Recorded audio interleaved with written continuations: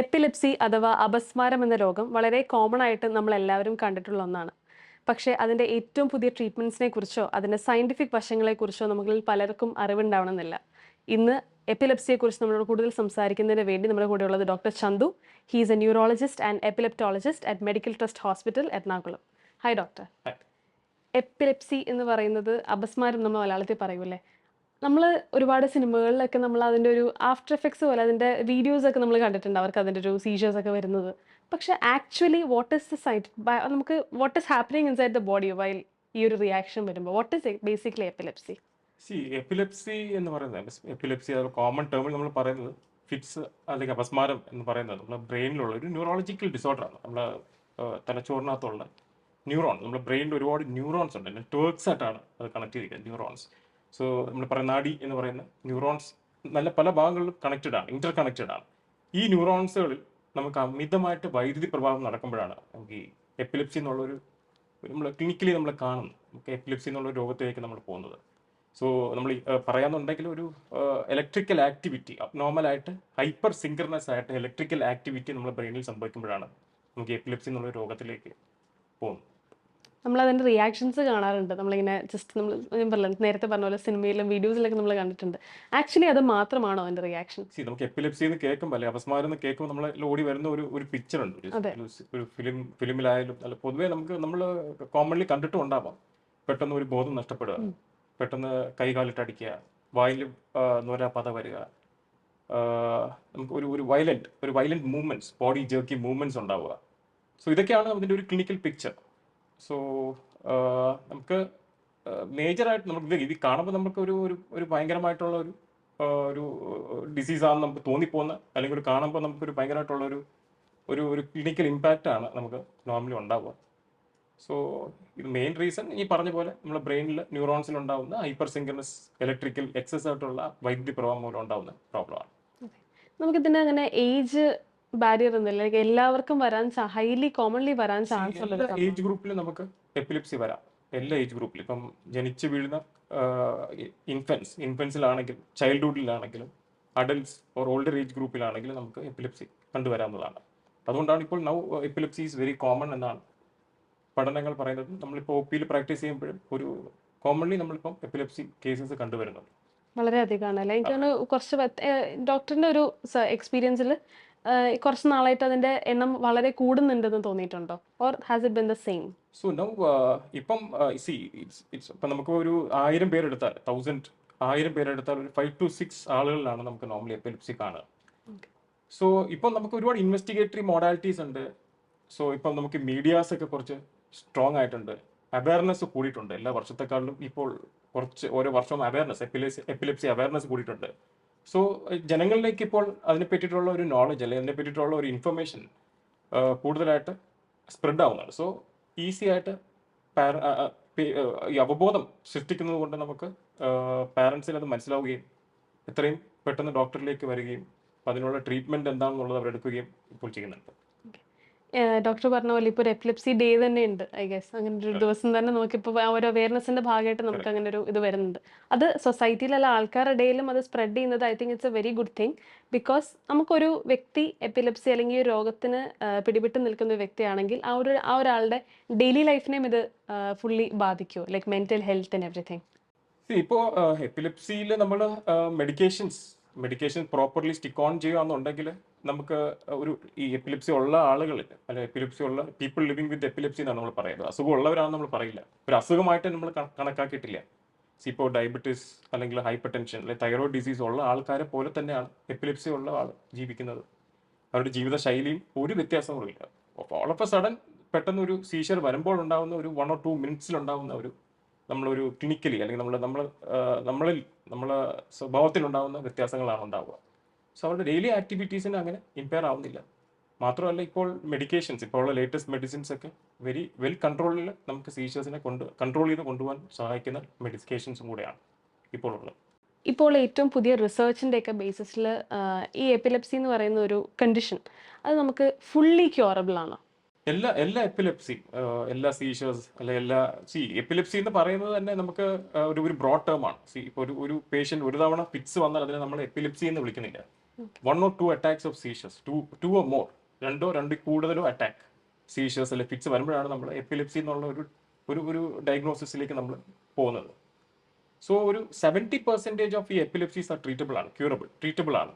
മെഡിക്കേഷൻസിൽ പ്രോപ്പറായിട്ട് മെഡിക്കേഷൻസ് എടുക്കുന്ന ആൾക്കാർക്ക്, പ്രോപ്പർ ഡിസിപ്ലിൻ മെയിൻറ്റെയിൻ ചെയ്യുന്ന ആൾക്കാരുണ്ട്. ഡിസിപ്ലിൻ എന്ന് ഞാൻ ഉദ്ദേശിക്കുന്നത് പ്രോപ്പറായിട്ട് സ്ലീപ്പ്, ഡയറ്റ്, എക്സസൈസ്, നമ്മൾ സ്ക്രീൻ ടൈം കുറയ്ക്കുക, ഇങ്ങനെയൊക്കെ പ്രോപ്പർലി മെയിൻറ്റെയിൻഡ് ആയിട്ട് പോകുന്ന ആൾക്കാർക്ക് ഡെഫിനറ്റ്ലി നമുക്ക് ഒരു 70% സീഷേഴ്സ് അല്ലെങ്കിൽ എപ്പിലെപ്സീസ് കൺട്രോൾ ചെയ്ത് കൊണ്ടുപോകുന്നതാണ്. Okay. And what are the chances where it is not curable? എന്തൊക്കെ ഫാക്ടേഴ്സ് ആണ് അതിനെ ക്യൂറബിൾ അല്ലാതാക്കുന്നത്? ഒരു 30% ഓഫ് സീഷേഴ്സ് ഡ്രഗ് റെസിസ്റ്റന്റ് അല്ലെങ്കിൽ ഡ്രഗ് റിഫ്രാക്ടറി എപ്പിലിപ്സീസ് ആവുന്നു. നമ്മൾ ഒരു 2-3 മെഡിസിൻസ്, പോളിതെറാപ്പി എന്ന് പറയും, ഡ്രഗ് പോളിതെറാപ്പി, ഇപ്പം 3-4 മെഡിസിൻസ് നമ്മൾ ട്രൈ ചെയ്യുന്നു, അതിൽ സീഷേഴ്സ് കൺട്രോൾ ആവുന്നില്ല. സോ അതൊരു ഡിഫറെൻറ്റ് ടൈപ്പ് ഓഫ് സീഷറാണ്. ഇപ്പോൾ സീഷർ തന്നെ നമുക്ക് എപ്പിലെപ്സി 2 വിധമായിട്ട് ഡിവൈഡ് ചെയ്തിട്ടുണ്ട്. ഒന്ന് ഒരു ഫോക്കൽ എപ്പിലെപ്സി എന്നും ഒന്ന് ജനറലൈസ്ഡ് എപ്പിലെപ്സി എന്നും നമ്മൾ തരം തിരിച്ചിട്ടുണ്ട്, ഡിവൈഡ് ചെയ്തിട്ടുണ്ട്. സോ നമ്മൾ ഈ സിനിമയിലൊക്കെ കാണുന്ന അല്ലെ കോമൺലി കണ്ടുവരുന്ന ഒരു എപ്പിലെപ്സി എന്ന് പറയുന്നത് ജനറലൈസ്ഡ് എപ്പിലെപ്സിയാണ്. നമ്മൾ പെട്ടെന്ന് ബോധം നഷ്ടപ്പെടുകയും കൈകളിട്ടടിക്കുന്നതൊക്കെ നമ്മൾ ഈ സിനിമയിൽ കണ്ട് പരിചയമുള്ള എപ്പിലെപ്സി എന്ന് പറയുന്നത് ഒരു ജനറലൈസ്ഡ് എപ്പിലെപ്സിയാണ്.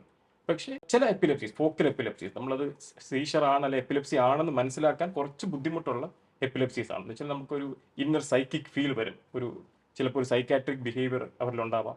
പെട്ടെന്നൊരു ലിപ് മൂവ്മെന്റ്സ്, ചൂയിങ് മൂവ്മെന്റ്സ്, വായിൽ അബ്നോർമൽ ആയിട്ടുള്ള ചൂയിങ് മൂവ്മെന്റ്സ്, അല്ലെങ്കിൽ കയ്യിലെ ഓട്ടോമാറ്റിസംസ്, ഹാൻഡ് മൂവ്മെന്റ്സ്, അല്ലെങ്കിൽ പെട്ടെന്ന് നമുക്ക് ഒരു സെക്കൻഡിലേക്ക് നമ്മൾ ബിഹേവിയർ ഒന്ന് ചേഞ്ച് ആവുക, അല്ലെങ്കിൽ നമുക്ക് പറഞ്ഞ കാര്യം മറന്നു പോവുക, അംനീഷ്യ എന്ന് പറയുന്നത്, അംനീഷ്യ ഓഫ് ഈവന്റ്, അല്ലെങ്കിൽ പെട്ടെന്ന് നമുക്ക് സ്പീച്ച് വരാതിരിക്കുക. ഇതൊക്കെ ഒരു ഡിഫറെന്റ് നമ്മൾ കാണുന്ന വ്യത്യസ്തമായിട്ടുള്ള ഒരു ടൈപ്പ് ഓഫ് സീഷറാണ്. അതിന്റെ പേരാണ് ഫോക്കൽ എപ്പിലെപ്സീസ്. ഈ സീഷേഴ്സ് പ്രോബബ്ലി അതിലും നമുക്കൊരു മെഡിക്കേഷൻസിൽ ഒരു 3 or 4 മെഡിസിൻസ്, പോളിതെറാപ്പിയിൽ നമുക്ക് കൺട്രോൾ ചെയ്യാൻ ബുദ്ധിമുട്ട് ഉണ്ടെങ്കിൽ നമ്മളത് എക്സാക്ട് ലൊക്കേഷൻ നമ്മളത് ഇൻവെസ്റ്റിഗേറ്റ് ചെയ്ത് കണ്ടുപിടിച്ച് സർജിക്കൽ ആസ്പെക്ട്സിൽ നമുക്കത് കൺട്രോൾ ചെയ്ത് ട്രീറ്റ് ചെയ്യാൻ പറ്റുന്നതുമാണ്. ഇപ്പോൾ ഡോക്ടർ പറഞ്ഞ ഒരു കുറച്ച് ഫോക്കൽ ആൻഡ് ജനറൽ ടൈപ്പ്, അങ്ങനത്തെ 2 വിധങ്ങൾ മാത്രമാണോ? കാരണം നമ്മൾ പൊതുവേ കണ്ടത് ഞാൻ നേരത്തെ പറഞ്ഞ പോലെ ആ ഒരു പെട്ടെന്ന് കാണിക്കുന്ന ഒരു ബിഹേവിയർ മാത്രമേ നമ്മൾ കാണുന്നുള്ളൂ. ഇപ്പോൾ ഡോക്ടർ പറഞ്ഞു സ്പീച്ച് മറന്നു പോവുക, കൈൻ്റെ മൂവ്മെന്റ്സ്. അപ്പോൾ എന്തൊക്കെ ടൈപ്പ് രീതിയിലാണ് ഇത് എക്സ്പ്രസീവ് ആവുന്നത്? എപ്പിലെപ്സീസ് എപ്പോഴും ഒരു 2 വിധമായിട്ടാണ് ഡിവൈഡ് ചെയ്തത്, ഫോക്കൽ ആൻഡ് ജനറലൈസ്ഡ് എപ്പിലെപ്സി എന്നാണ്. ആൻഡ് ജനറ്റിക് എപ്പിലെപ്സീസ് ഉണ്ട്. സിൻഡ്രോമിക് നമ്മൾ ക്ലാസിഫൈ ചെയ്യുമ്പോഴത്തേക്കും ജനതികമായിട്ട് വരുന്ന എപ്പിലെപ്സീസും അത് നമുക്ക് ഈസി ആയിട്ട് അത് കണ്ടുപിടിക്കാൻ കഴിയുന്നതാണ്. കാരണം ഇപ്പോൾ ഒരു ഇൻഫന്റ് അല്ലെങ്കിൽ ഒരു ജനനം കഴിഞ്ഞ് പ്രഗ്നൻസി കഴിഞ്ഞ പ്രഗ്നൻസി ടൈമിൽ നിന്ന് നമുക്ക് കണ്ടിന്യൂസ് ആയിട്ട് ക്ലസ്റ്ററിങ് ഓഫ് സീഷേഴ്സ് എന്ന് പറയും. കണ്ടിന്യൂസ് ആയിട്ട് ഒരു ദിവസം ഒരു 50-40 തവണ സീഷേഴ്സ് വന്നുകൊണ്ടിരിക്കുക. പ്രോബബ്ലി അത് ഒരു ജനറ്റിക് എപ്പിലെപ്സീസ് ആവാനായിട്ടുള്ള സാധ്യതകൾ കൂടുതലാണ്. മാത്രമല്ല ഇതെല്ലാം പറയുന്നതിന് മുമ്പേ നമ്മൾ കാരണങ്ങൾ പറയണം. എന്തുകൊണ്ടാണ് എപ്പിലെപ്സീസ് നമുക്ക് അല്ലെങ്കിൽ സീഷേഴ്സ് എന്തുകൊണ്ടാണ് വരാനുള്ള കാരണങ്ങൾ. സോ അത് നമ്മൾ പറയാമെന്നുണ്ടെങ്കിൽ ഇപ്പോൾ ബേസിക്കലി ജനന ടൈമിൽ നമുക്ക് എന്തെങ്കിലും ബ്രെയിനിലേക്ക് പോകുന്ന ഓക്സിജൻ കുറവുണ്ടാവുകയോ, ഹൈപ്പോക്സിക് ഇൻസൾട്ട് എന്ന് പറയും, അല്ലെങ്കിൽ ഷുഗർ ഹൈപ്പോഗ്ലൈസീമിയ, ജനിക്കുന്ന സമയത്ത് നമുക്ക് ബേബിയിൽ ഷുഗർ കുറവാണെങ്കിലും നമുക്ക് ഇതുപോലെ ഫ്യൂച്ചറിൽ സീഷേഴ്സ് വരാനുള്ള സാധ്യതകളും. പിന്നെ നമ്മൾ കുറച്ചും കൂടെ ഏജ് ഗ്രൂപ്പ് എടുക്കുകയാണെങ്കിൽ ചൈൽഡ്ഹുഡ് എപ്പിലെപ്സീസ് എന്ന് പറയും, മേ ബി ഒരു 5 years to 12 years, അത് പ്രോബബ്ലി ഒരു ബിനൈൻ എപ്പിലെപ്സീസ് ആണ്. നമ്മൾ അറിയുന്നുണ്ടാവാം, പെട്ടെന്ന് ഒരു ആബ്സെന്റ് സീഷേഴ്സ് എന്നൊക്കെ പറയും. സ്കൂളിൽ പഠിക്കുമ്പോൾ പെട്ടെന്ന് നമുക്ക് ഒരു ലാഗ്, പെട്ടെന്ന് ശ്രദ്ധ കുറവ്, അല്ലെങ്കിൽ ഒരു ബോർഡിലേക്ക് മാത്രം നമ്മളിങ്ങനെ ശ്രദ്ധിച്ചിരിക്കുക. ടീച്ചേഴ്സ് ആയിരിക്കും അത് കോമൺലി ഐഡന്റിഫൈ ചെയ്യുന്നത്. അതൊക്കെ ഒരു ചൈൽഡ്ഹുഡ് എപ്പിലെപ്സീസ് ആണ്, നമ്മൾ ഈസിലി ട്രീറ്റബിൾ ആണ് ചൈൽഡ്ഹുഡ് എപ്പിലെപ്സീസ്. അതൊരു ബിനൈൻ എപ്പിലെപ്സീസ് ആണ്. സോ ഈ ഏജ് ഗ്രൂപ്പ് കൂടുന്നതനുസരിച്ച് നമുക്ക് ഓൾഡർ ഏജ് ഗ്രൂപ്പിൽ വരുന്ന ടൈപ്പ് ഓഫ് സീഷേഴ്സ് ഉണ്ട്. ലേറ്റ് ഓൺസെറ്റ് എപ്പിലെപ്സീസ് എന്ന് പറയും. പല കാരണങ്ങൾ, ഇപ്പോൾ ഡയബറ്റീസ് ഉള്ള ഒരാളാണെന്നുണ്ടെങ്കിൽ അത് ഇൻസുലിൻ എടുക്കുന്നുണ്ട്, ചിലപ്പോൾ ഹൈപ്പോഗ്ലൈസീമിയ, ഷുഗർ കുറഞ്ഞ് സീഷേഴ്സ് വരാം. മെറ്റബോളിക് പ്രോസസ് ഹൈപ്പോനെട്രീമിയ എന്ന് പറയും, സോഡിയം കുറഞ്ഞാലും നമുക്ക് വരാം. ഇൻഫെക്ഷൻസ്, ബ്രെയിൻ ഇൻഫെക്ഷൻസ്, തലച്ചോറിലുണ്ടാകുന്ന ഇൻഫെക്ഷൻസ് മൂലം നമുക്ക് സീഷേഴ്സ് അല്ലെങ്കിൽ എപ്പിലെപ്സീസ് വരാം. ബ്രെയിൻ ഉണ്ടാവുന്ന ട്യൂമർ മൂലവും, അല്ലെങ്കിൽ നമുക്കുണ്ടാവുന്ന എന്തെങ്കിലും ആക്സിഡന്റ്, നമുക്ക് എന്തെങ്കിലും ട്രോമ, ആ റീസൺസ് കൊണ്ട് നമുക്ക് എപ്പിലെപ്സീസ് വരാവുന്നതാണ്. ഈ എപ്പിലെപ്സിയുടെ നമ്മൾ ഡോക്ടർ പറഞ്ഞ പോലെ ഒരുപാട് നമുക്ക് എക്സ്പ്രസീവ് ആയിട്ടുള്ള വേസ് ഉണ്ട്. അങ്ങനെ ഒരു വ്യക്തിയിൽ, ഇപ്പോൾ നമ്മുടെ ചുറ്റിലും തന്നെ ഒരാളിൽ അങ്ങനെ ഒരു എക്സ്പ്രഷൻ നമ്മൾ കണ്ടാൽ, what is the first step as a doctor advice ചെയ്യുന്ന ഫസ്റ്റ് സ്റ്റെപ്പ് എന്തായിരിക്കും ഒരു കൂടെയുള്ള ഒരാൾ ചെയ്യേണ്ടത്? സി എപ്പോൾ വേണമെങ്കിലും ഒരാൾക്ക് സീഷർ വരാം, എപ്പോൾ വേണമെങ്കിലും, ഏത് മീൻസ് ഇപ്പോൾ പെട്ടെന്ന് തന്നെ നമുക്ക് ബോധം നഷ്ടപ്പെടുക, കൈകാലിട്ട് അടിക്കുക, എവിടെ വേണമെങ്കിലും, വേണമെങ്കിൽ വീട്ടിൽ വെച്ചാവാം, അല്ലെങ്കിൽ നമ്മൾ പൊതു സ്ഥലത്ത് വെച്ചാവാം, അല്ലെങ്കിൽ ബസ്സിൽ ട്രാവൽ ചെയ്യുമ്പോഴാവാം, സോ അല്ലെങ്കിൽ നമുക്ക് ഏതെങ്കിലും ഒരു പബ്ലിക് പ്ലേസിലോ എവിടെ വെച്ചാവാം. സോ ഒരു രോഗിയെ പരിചരിക്കുന്ന ആൾ മാത്രമല്ല, ജനറൽ പബ്ലിക്കിനും അറിയേണ്ട കാര്യമാണ് ഒരു പെട്ടെന്ന് ഒരു സീഷർ കണ്ടു കഴിഞ്ഞാൽ നമ്മൾ ഇമ്മീഡിയറ്റ് ആയിട്ട് എന്താണ് ചെയ്യാന്നുള്ളത്. സോ അത് എപ്പോഴും പലപ്പോഴും പേഷ്യൻസ് ചോദിക്കുന്ന ഒരു ഡൗട്ടാണ്, സാർ ഇങ്ങനെ ഒരു സീഷർ വന്നാൽ, അല്ലെങ്കിൽ മോനോ മോക്കോ എനിക്കൊരു സീഷർ വന്നാൽ എന്താണ് സാർ ആദ്യം ചെയ്യേണ്ടത്. സോ എൻ്റെ അഭിപ്രായത്തിൽ പാനിക്ഡ് ആവാതിരിക്കുക. ഇപ്പോൾ സീഷർ ഉണ്ടെങ്കിൽ ഏത് സീഷറും 1 to 2 മിനിറ്റ്സ് കൊണ്ട് അത് ഓട്ടോമാറ്റിക്കലി അത് പതുക്കെ സബ്സൈഡ് ആവും. ഇത് കണ്ട് നമ്മൾ പെട്ടെന്ന് പോയി ഒരു താക്കോൽ കൊടുക്കുക, അല്ല വായനകത്ത് ഈ വാ കടിക്കുന്നത് കൊണ്ട് നമ്മൾ വായനകത്ത് എന്തെങ്കിലും കൊണ്ട് ഇരുമ്പ് കഷ്ണമോ അല്ല കയ്യോ വെക്കാതിരിക്കുക. വെക്കുന്നത് കുറച്ചും കൂടെ ഹാമാണ് നമുക്ക് പേഷ്യൻസിൽ ഉണ്ടാക്കുക. പിന്നെ നമ്മളൊരു ഡേഞ്ചറസ് ആയിട്ടുള്ള ഒരു അറ്റ്മോസ്ഫിയർ ആണ് പേഷ്യൻ്റ് സീഷർ വരുന്നുണ്ടെങ്കിൽ അവിടെ നിന്ന് ഒരു സേഫർ ആയിട്ടുള്ള ഒരു സ്ഥലത്തേക്ക് നമ്മൾ ആദ്യം ഒന്ന് ഷിഫ്റ്റ് ചെയ്യുക. ഒരുപാട് ടൈറ്റ് വെയറിങ്സ് ഒക്കെ ഉണ്ടെങ്കിൽ അതൊന്ന് കുറച്ച് ലൂസ് ആക്കുക. മേജറായിട്ട് നമ്മൾ ചെയ്യാനുള്ളത് ഒരു ലാറ്ററൽ പൊസിഷൻ, പ്രൊഡോമിനലി നമ്മൾ ലെഫ്റ്റ് ലാറ്ററൽ പൊസിഷൻ എന്ന് പറയും, ഇടത് സൈഡിലേക്ക് ചരിച്ച് കിടത്തുക. എന്തെന്ന് വെച്ചാൽ നമ്മൾ ഉമിനീരൊക്കെ സലൈവ ഒക്കെ ലങ്സിലേക്ക് പോകാതെ പുറമെ ഡ്രെയിൻ ചെയ്ത് പോകാൻ സഹായിക്കുന്നതാണ്. സോ ഒരു പക്ഷേ 2 മിനിറ്റിനാവും സീഷേഴ്സ് നിന്നില്ല, 5 മിനിറ്റ്സ് പിന്നെ റെക്കറൻ്റ് ആയിട്ട് സീഷേഴ്സ് വരുന്നു എന്നുണ്ടെങ്കിൽ നമ്മൾ ഇമ്മീഡിയറ്റ് ആയിട്ട് ഹോസ്പിറ്റലിലേക്ക് പേഷ്യൻറ്റിനെ ഷിഫ്റ്റ് ചെയ്യുക. നോർമലി നമ്മൾ സീഷേഴ്സ് കണ്ടുവരും, ഇതുപോലത്തെ സീഷേഴ്സ് പെട്ടെന്ന് വരണമെന്നുണ്ടെങ്കിൽ മേ ബി പേഷ്യൻ്റ് ആ ദിവസത്തെ മെഡിസിൻ ചിലപ്പോൾ മിസ്സായിട്ടുണ്ടാവാം, ചിലപ്പോൾ തലേന്ന് ഒരുപാട് വല്ല ഫാമിലി ഫങ്ഷൻസ് ഉണ്ടായിരുന്നതാണ്. സോ അത് കാരണം നമുക്ക് ചിലപ്പോൾ മെഡിസിൻ മിസ്സാവുകയും സ്ലീപ്പ് ഡിസ്റ്റർബ്ഡ് ആവുകയും കുറച്ചും കൂടെ നമ്മൾ മേ ബി സ്ട്രെസ്ഫുൾ അറ്റ്മോസ്ഫിയർ, ഇപ്പോൾ എക്സാം ടൈമിൽ ഇപ്പം ജുവനൽ എപ്പിലിപ്സീസ് എന്ന് പറഞ്ഞ് ചില എപ്പിലിപ്സീസ് ഉണ്ട്, ചൈൽഡ്ഹുഡ് ജുവനൽ ഏജ് ഗ്രൂപ്പിൽ കണ്ടുവരുന്ന ജുവനൽ മയോക്ലോണിക് എപ്പിലിപ്സീസ്. സോ അത് മെയിൻലി അതിൻ്റെ ട്രിഗർ എന്ന് പറയുന്നത് ഉറക്കക്കുറവും ഈ എക്സാം ടൈമിലുള്ള സ്ട്രെസ് ഫാക്ടേഴ്സും പിന്നെ ഒരുപാട് ഫ്ലാഷ് ലൈറ്റ് നമ്മൾ സ്ക്രീൻ ടൈം മാക്സിമം അവോയ്ഡ് ചെയ്യാൻ ശ്രമിക്കുകയും ചെയ്യേണ്ടതാണ്. Okay, when asking about what to do, doctor പറഞ്ഞ ചില കാര്യങ്ങൾ വാട്ട് നോട്ട് ടു ഡു, അതായത് നമ്മൾ കൈ വെക്കുക അങ്ങനത്തെ കാര്യങ്ങളൊക്കെ, ജസ്റ്റ് നമ്മുടെ നാട്ടിൽ പൊതുവേ ഇങ്ങനൊരു പ്രവണത ഒരാളെ കണ്ടു കഴിഞ്ഞാൽ next thing to do, just like we throw ടവലൊക്കെ ഒരാളുടെ തീ പിടിച്ച് അപ്പം എറിയുന്ന പോലെ നമുക്ക് അപ്പം ആദ്യം കൈ പിടിക്കുക, അവരെ ബലം പിടിച്ച് വെക്കുക. We do have A load of അങ്ങനത്തെ കാര്യങ്ങൾ. അതൊക്കെ മിത്താണെന്ന് നമുക്ക് പൊതുവേ ഓക്കെ അങ്ങനെയല്ല. പക്ഷെ what is the biggest myth? Doctor കേട്ടിട്ട് ഞെട്ടിപ്പോയ ചില മിത്തുകൾ എന്താണ് ഇതിനെപ്പറ്റി? എപ്പിലിപ്സി എന്ന് പറയുന്ന രോഗാവസ്ഥ നമുക്ക് ഒരുപാട് തെറ്റിദ്ധാരണ കൊണ്ട് പുകമറ സൃഷ്ടിക്കപ്പെട്ടിട്ടുള്ള ഒരു അസുഖമാണ്. ഇപ്പം പെട്ടെന്ന് തന്നെ ഒരു വയലന്റ് മൂവ്മെന്റ് അല്ലെങ്കിൽ ഇതുപോലത്തെ പെട്ടെന്നൊരു കോൺഷ്യസ്നെസ് നഷ്ടപ്പെടുകയും ഈ വയലന്റ് ജേർക്സ് ഒക്കെ കാണുമ്പോൾ ഇപ്പോഴും ചില ആളുകളിൽ ഇപ്പം ചില കമ്മ്യൂണിറ്റി, ചില ആളുകൾ, ചില റീജിയൻസ്, ചില ഗ്രാമങ്ങൾ ഇപ്പോഴും ഒരു ഡെമൻ കയറി അല്ലെങ്കിൽ സൈക്കോളജിക്കൽ പ്രോബ്ലം ആണെന്നുള്ള ഒരു കോൺസെപ്റ്റ് ഇപ്പോഴും നമ്മുടെ നാട്ടിലുണ്ട്. സോ അതുകൊണ്ട് നമ്മൾ പെട്ടെന്ന് പോയി താക്കോൽ കൊടുക്കുമ്പോഴത്തേക്ക് അവിടെ നിന്നൊരു പ്രേതബാധ നഷ്ടപ്പെടുമ്പോൾ പെട്ടെന്ന് മാറിപ്പോകുന്നു. അല്ലെങ്കിൽ പെട്ടെന്ന് ഇപ്പം നോർത്ത് ഇന്ത്യയിലൊക്കെ പോയി കഴിഞ്ഞാൽ അവർ കയ്യിലൊക്കെ ഒരു മെറ്റൽ റിംഗ് ഒക്കെ ഇട്ട് നടക്കും പേഷ്യൻസ്. കാരണം പെട്ടെന്ന് സീഷർ വന്നു കഴിഞ്ഞാൽ മെറ്റൽ പിടിക്കാനായിട്ട് കയ്യിൽ കൊടുത്ത് ടൈറ്റായിട്ട് ഹോൾഡ് ചെയ്യാൻ വേണ്ടിയിട്ട് ആൾക്കാർ അതിപ്പോഴും ഈവൻ നോർത്ത് ഇന്ത്യയിലെ ഈ മണം ചെരുപ്പൊക്കെ മണപ്പിക്കുന്ന ആയിട്ടുള്ള ഒരു കൾച്ചർ ഇപ്പോഴും ഫോളോ അപ്പ് ചെയ്യുന്നുണ്ട്. പക്ഷെ ഇതൊക്കെ ഒരു പേഷ്യൻ്റ് ആക്ച്വലി ഗുണത്തെക്കാട്ടിലും കൂടുതൽ ദോഷമാണ് നോർമലി ഉണ്ടാക്കുന്നത്. കാരണം ഇപ്പോൾ ഇരുമ്പ് കഷ്ണമൊക്കെ കൊടുത്തു കഴിഞ്ഞാൽ അവർ ആ ഒരു ടോണിക് ഫേസിലാണ് പേഷ്യൻ്റ് ഉണ്ടാവുക. ടോണിക് വെച്ചാൽ നമ്മൾ മസിൽസ് എല്ലാം നല്ല കോൺട്രാക്ട് ചെയ്യുന്ന ഒരു സ്റ്റേറ്റിലായിരിക്കും. അപ്പോൾ ആ സമയത്ത് ഇഞ്ചുറീസ് വരാനായിട്ടുള്ള ചാൻസസ് വളരെ ഹൈ ആണ്. പിന്നെ പെട്ടെന്ന് നമ്മൾ ഈ സമയങ്ങളിൽ വായനകത്ത് നമ്മൾ എന്തെങ്കിലും ഇരുമ്പ് കഷ്ണങ്ങളോ അല്ലെങ്കിൽ എന്തെങ്കിലും നമ്മൾ കുടിക്കാൻ എന്തെങ്കിലും കൊടുത്താൽ ആസ്പിറേറ്റ് ആവാം. വായനകത്ത് നിന്ന് ഇഞ്ചുറീസ് നടന്ന് ചിലപ്പോൾ പല്ല് പൊട്ടി വല്ല ലങ്സിലേക്കൊക്കെ പോകാനായിട്ടുള്ള സാധ്യതകൾ കുറച്ച് ഹൈ ആണ്. സോ നമ്മൾ ആ ഒരു തെറ്റിദ്ധാരണകളൊക്കെ ഒന്ന് മാറ്റി നിർത്തുക. നമ്മൾ കുറച്ച് പേഷ്യൻറ്റിനെ കുറച്ച് സേഫർ ആയിട്ടുള്ള ഒരു അറ്റ്മോസ്ഫിയറിലേക്ക് ഒന്ന് കിടത്തുക.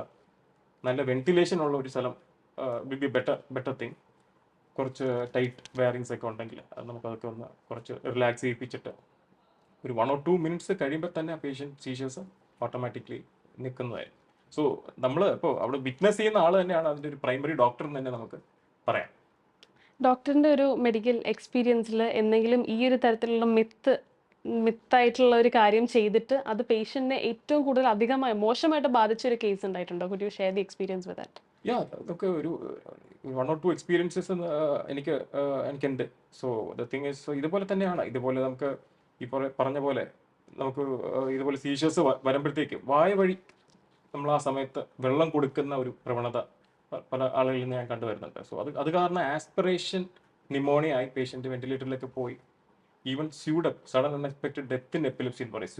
സ്യൂഡപ്പ് ഒക്കെ ആയിട്ടുള്ള പേഷ്യൻസും ഞാൻ വിറ്റ്നസ് ചെയ്തിട്ടുണ്ട്.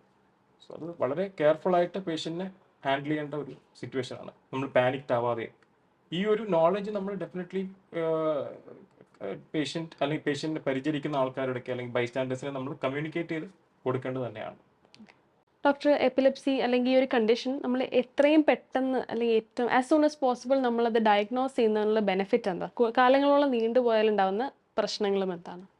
എപ്പിലെപ്സി ഒരു ക്ലിനിക്കൽ ഡയഗ്നോസിസ് ആണ്. എപ്പോഴും നമ്മൾ വിറ്റ്നസ് ചെയ്യുന്ന ആൾ തന്നെയാണത്. നമ്മളുടെ വന്ന് എക്സ്പ്ലെയിൻ ചെയ്യുമ്പോൾ നമുക്കത് മനസ്സിലാവും. ക്ലിനിക്കലി ഒരു ഒരു ഒരു ഒരു പോയിന്റ് വരെ നമുക്കത് ഒരു ജനറലൈസ്ഡ് എപ്പിലെപ്സി ആണോ, ഈ പറഞ്ഞ പോലെ ഫോക്കൽ എപ്പിലെപ്സി ആണോ എന്നുള്ളത് നമുക്ക് ഒരു ഒരു കമ്മ്യൂണിക്കേഷനിലൂടെ നമുക്കത് ബൈസ്റ്റാൻഡേഴ്സ് പറയുന്ന ഡിസ്ക്രിപ്ഷനിലൂടെ നമുക്കത് മനസ്സിലാവും. മാത്രമല്ല ഞാൻ ഇപ്പോൾ പേഷ്യൻസിനോട് പറയാറുണ്ട്, കൂടുതലായിട്ട് നമുക്കൊരു വീഡിയോ റെക്കോർഡിംഗ്, സോ ഒരു ഹോം വീഡിയോ അല്ലെങ്കിൽ ഒരു വീഡിയോ റെക്കോർഡിംഗ് കൂടെ ഉണ്ടെങ്കിൽ കുറച്ചും കൂടെ ക്ലാരിറ്റി നമുക്ക് കിട്ടാറുണ്ട്. നമുക്ക് എന്താണ് ഏത് ടൈപ്പ് സീഷേഴ്സ് ആണെന്നുള്ള ഒരു ഇത് നമ്മുടെ ഈ ഡയഗ്നോസിസിലേക്ക് ലീഡ് ചെയ്യുന്ന ഏറ്റവും വലിയൊരു പോയിന്റാണ്. അത് ടെസ്റ്റ് ഇപ്പോൾ അവൈലബിൾ ആയിട്ടുള്ള നമ്മൾ നോർമലി ചെയ്യുന്ന ടെസ്റ്റുകളാണ് EEG എന്ന് പറയുന്ന ടെസ്റ്റ്. ഇപ്പോൾ പ്രൊലോങ്ഡ് EEGs, വീഡിയോ EEG എന്ന് പറയുന്ന ടെസ്റ്റ് ഇപ്പോൾ ചെയ്യുന്നുണ്ട്. ഇതെല്ലാം നമ്മൾ പിൻ പോയിന്റ് ചെയ്ത് ഏത് ടൈപ്പ് സീഷർ ആണെന്നുള്ളത് മനസ്സിലാക്കാനായിട്ടുള്ള മോഡാലിറ്റീസ് ആണ്. ഇപ്പം നമ്മൾ വീഡിയോ EEGയിൽ മനസ്സിലാക്കി നമുക്കതിൽ സ്പെസിഫിക്കലി ഒരു പോയിന്റിൽ പ്രോബ്ലം ഉണ്ടെന്ന് മനസ്സിലാക്കുകയും അത് സർജിക്കലി റിവെൻറ്റബിൾ എപ്പിലെപ്സീസ് ആണ് എന്നുള്ള നമുക്ക് കൂടുതൽ മനസ്സിലാക്കാൻ കഴിയുകയാണെന്നുണ്ടെങ്കിൽ നമ്മൾ MRI എന്നുള്ള ടെസ്റ്റിലേക്ക് നമ്മൾ പോവുകയും ചെയ്യും. ഇതൊക്കെ നമ്മൾ പിൻ പോയിന്റ് ആയിട്ട് എപ്പിലെപ്റ്റോജനിക് സോൺ അല്ലെങ്കിൽ സീഷർ ഓൺസെറ്റ് സോൺ ഒക്കെ മനസ്സിലാക്കാനായിട്ട് ചെയ്യുന്ന ടെസ്റ്റുകളാണ്. ഏറ്റവും പുതിയ റിസർച്ച് അനുസരിച്ച് നമുക്ക് ഏറ്റവും പുതിയ ട്രീറ്റ്മെന്റ്സ് എന്തൊക്കെയാണ് ഈ എപ്പിലെപ്സിക്ക് വേണ്ടി? നമുക്കൊരു 20-30 ഇയേഴ്സ് ബാക്ക് എടുക്കുമ്പോൾ ഓപ്ഷൻസ് വളരെ ലിമിറ്റഡ് ആണ്. ഒരു 1 or 2 മെഡിസിൻസേ ഉണ്ടായിരുന്നുള്ളൂ. ഇപ്പം നമുക്ക് ഒരുപാട് ഇപ്പോൾ ഈ പറഞ്ഞ പോലെ ജനറലൈസ്ഡ് എപ്പിലെപ്സി, അതിന് ഒരു group of medications, safer medications available ആണ്. ഫോക്കൽ എപ്പിലെപ്സിക്ക് ഒരു ഗ്രൂപ്പ് ഓഫ് മെഡിസിൻസ് അവൈലബിൾ ആണ്. അതുകൊണ്ടാണ് നമുക്ക് വളരെ ഇമ്പോർട്ടൻറ്റ് ഈ ക്ലിനിക്കലായിട്ടുള്ള ഹിസ്റ്ററിയും നമ്മൾ ഇൻവെസ്റ്റിഗേഷൻസ് EEG ഒക്കെ നമുക്ക് ഇതിലേക്ക് ലീഡ് ചെയ്യാനായിട്ടുള്ള ഒരു ടൂളാണ്. നമുക്ക് ബെസ്റ്റ് മെഡിസിൻസ് ഏത് സീഷറിന് എന്ത് മെഡിസിൻ കൊടുക്കണം എന്നുള്ള നമുക്ക് ഗൈഡൻസ് തന്നെയാണ് ഈ പറയുന്ന ഇൻവെസ്റ്റിഗേറ്ററി മോഡാലിറ്റീസ്. ഈ നമ്മൾ മെഡിസിൻ ആയിട്ട് എടുക്കുന്ന ഈ ഡ്രഗ് മെഡിസിനിലുള്ള അഡ്വാൻസ്മെന്റ് എന്താണ്? നമുക്കൊരു ക്വിക്ക് ആയിട്ട് നമുക്കൊരു വേണ്ട മെഡിസിൻസ് ആയിട്ടുള്ള അതിൽ അഡ്വാൻസ്മെന്റ്സ് ഈ കഴിഞ്ഞ വർഷങ്ങളായിട്ട് എന്താണ് വന്നിട്ടുള്ളത്? ഇപ്പോൾ ഒരുപാട് ലെസ് സൈഡ് എഫക്ട്സ് ആയിട്ടുള്ള ഒരുപാട് മെഡിസിൻസ് നമുക്കിപ്പം അവൈലബിൾ ആണ്. സോ ലേറ്റസ്റ്റ് ആയിട്ടുള്ള ഒരുപാട്, ഇപ്പം നമുക്ക് സ്ത്രീകൾ എടുക്കുകയാണെങ്കിൽ മുമ്പൊക്കെ പ്രഗ്നൻസി റിലേറ്റഡ് ആയിട്ടുള്ള ഒരുപാട് കോംപ്ലിക്കേഷൻസ് ഒക്കെ ഉണ്ടായിരുന്നു. ബട്ട് നൗ ഡേയ്സ് നമ്മൾ അതനുസരിച്ചുള്ള അധികം സൈഡ് എഫക്ട്സ് ഇല്ലാത്ത മെഡിസിൻസ് ഒക്കെയാണ് നമ്മൾ നോർമലി കൊടുക്കുക. ഇപ്പോൾ just this is A question, എനിക്ക് കൗതുകമാണ് ചോദിക്കുന്നത്. നമ്മുടെ ഫാമിലിയിൽ സപ്പോസ് ഈ ഒരു ഇത് റൺ ചെയ്യുന്നിട്ടെന്ന് ജനറ്റിക്കലി നമുക്ക് ചാൻസസ് ഉണ്ട്. പക്ഷേ if we haven't experience this kind thing yet, നമ്മൾ എന്തെങ്കിലും പ്രിക്കോഷൻസ് എടുക്കാൻ പറ്റുമോ?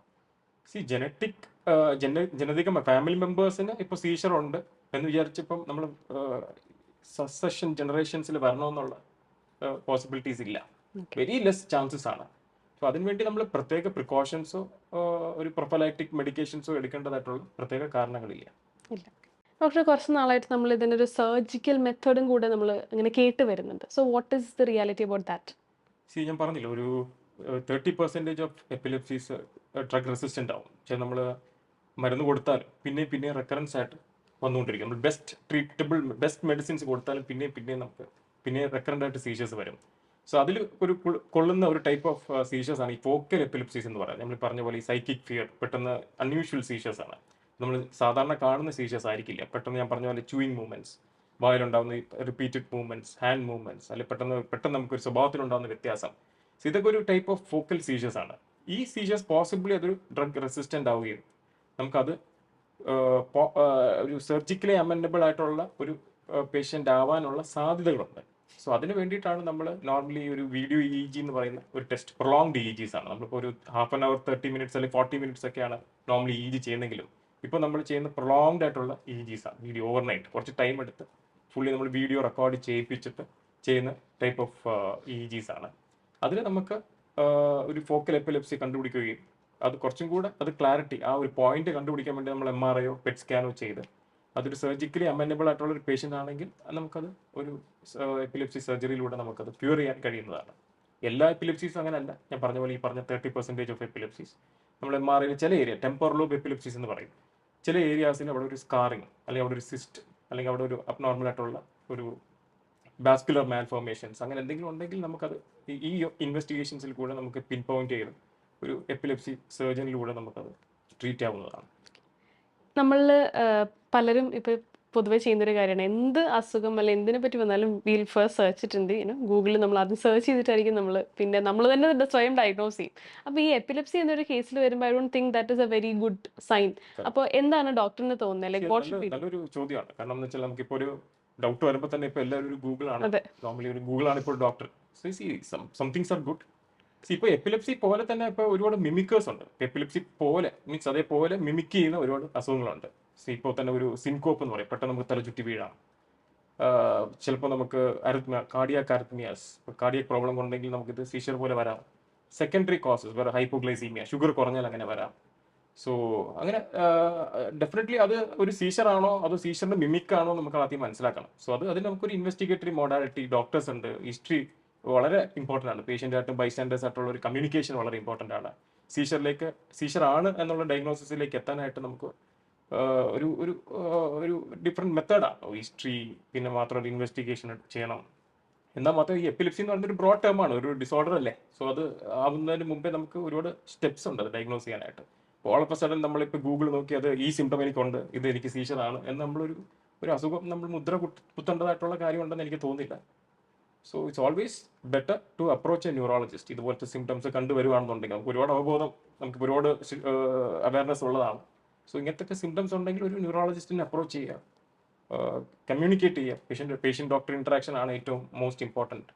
പേഷ്യൻറ്റ് ബൈസ്റ്റാൻഡേഴ്സ് ആയിട്ടുള്ള കമ്മ്യൂണിക്കേഷൻസ് വളരെ ഇമ്പോർട്ടൻ്റ് ആണ് ഈ ഒരു അസുഖം ഡയഗ്നോസ് ചെയ്യാനായിട്ട്. സോ ഡെഫിനറ്റ്ലി ഗൂഗിൾ നല്ലതാണ്, എന്നാൽ കൂടെ നമുക്ക് പേഷ്യൻ്റ് ഡോക്ടറായിട്ടുള്ള ഇൻട്രാക്ഷൻ അതിൽ കൂടുതൽ നമുക്ക് ഡയഗ്നോസ് ചെയ്യാനായിട്ട് സാധിക്കുക. ബിക്കോസ് ഈ ഒരു നമ്മളുടെ ചെറിയൊരു ശ്രദ്ധക്കുറവായിരിക്കാം ഫ്യൂച്ചറിൽ നമുക്ക് വീണ്ടും നമ്പർ ഓഫ് സീഷേഴ്സ് വന്നതിന് ശേഷം ഇറ്റ് മൈ. ഇപ്പോൾ നമുക്ക് ഒരുപാട് മോഡാലിറ്റീസ് ഓഫ് ട്രീറ്റ്മെന്റ് ഉണ്ട്. സോ ബെസ്റ്റ് മെഡിക്കേഷൻസ്, ഏത് സീഷറാണെന്ന് ഏത് എപ്പിലെപ്സി ആണെന്ന് മനസ്സിലാക്കി കഴിഞ്ഞാൽ അതിനുള്ള ട്രീറ്റ്മെന്റ് നമുക്ക് ലഭ്യമാണ്. സോ അധികം സൈഡ് എഫക്ട്സ് ഇല്ലാത്ത മെഡിക്കേഷൻസ് നമുക്ക് ഈ പറഞ്ഞ പോലെ 70% സീഷേഴ്സ് ക്യൂറബിൾ ആണ്. സോ നമ്മൾ ഏർലിയർ ദ ബെറ്റർ. നമുക്ക് എന്തിനാ ഈ എപ്പിലെപ്സി അല്ലെങ്കിൽ ഈ അസുഖം വെച്ച് നമ്മൾ ഇത്രയും ലൈഫ് നമുക്ക് ലീഡ് ചെയ്യണം, നമ്മളെ ഡെയിലി ആക്ടിവിറ്റീസിനെ അത് ഒരുപാട് ബാധിക്കുന്നുണ്ട്. So earlier the better. Earlier ആയിട്ട് നമ്മളത് മനസ്സിലാക്കുകയും അത് ട്രീറ്റ് ചെയ്യുകയും ചെയ്യുന്നതാണ് better. Okay. So thank you, doctor, for giving us a widespread knowledge about this. നമ്മൾ പലർക്കും ഇതിനെപ്പറ്റി അധികം അറിയുന്നുണ്ടാവില്ല. നമുക്കിങ്ങനെ നമ്മൾ കണ്ടിട്ടുള്ള എക്സ്പ്രഷൻസ് മാത്രമേ അറിയുള്ളൂ. So thank you so much for giving us a view.